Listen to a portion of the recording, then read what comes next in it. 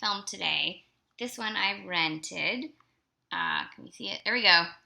It's Robert Altman's Come Back to the Five and Dime, Jimmy Dean, which I remember I first read about. I read this book a few years ago about, I can't even remember the name of it, but it was about the representation of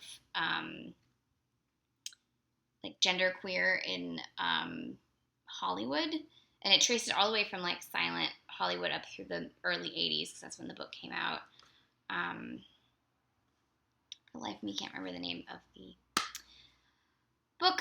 Oh my god. Anyways, this was one of the films I talked about in it, and but I think I'd read it long enough ago that I didn't actually remember that was mentioned in the film, or mentioned in the book, until I was watching the film, and then I was like, oh yeah. So this is going to be a little spoilery, because this is considered part of the queer canon.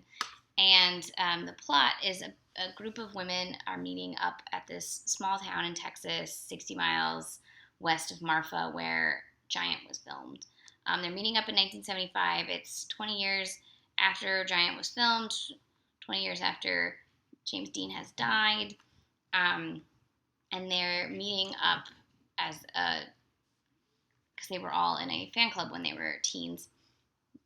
And a couple of them still lived in the town, and a few of them are coming in. And they're played by Sandy Dennis is the main character, Cher, Karen Black, Marta Heflin, who I've never seen before in a film, I don't think, and Kathy Bates. And so in this meeting, lots of things are revealed, both about their past in 1955 and who they are now, and things that have transpired in those 20 years.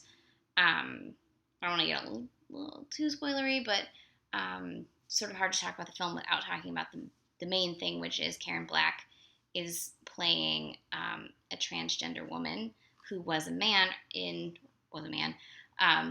presented as a man in the flashback sequences, and then you find out that they have actually always been a woman. And it's done mostly well.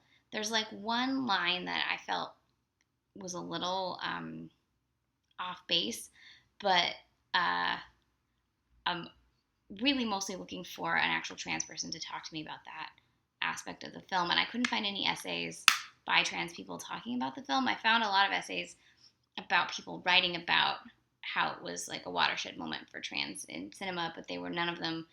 A few of the writers were queer, but none of them were trans, and I was like, I kind of want to know what an actual trans person has to think about that aspect of the film. But the idea of repression and the fact that the 1950s was actually kind of a terrible time for a lot of people is really great. There's actually, one of the essays was by Justine Smith. She's a great writer if you don't read her stuff. And there was a line in it that I thought was great. She goes, "The point is that the conservative past is one that was alienating to those who did not fit the narrow conception of normal."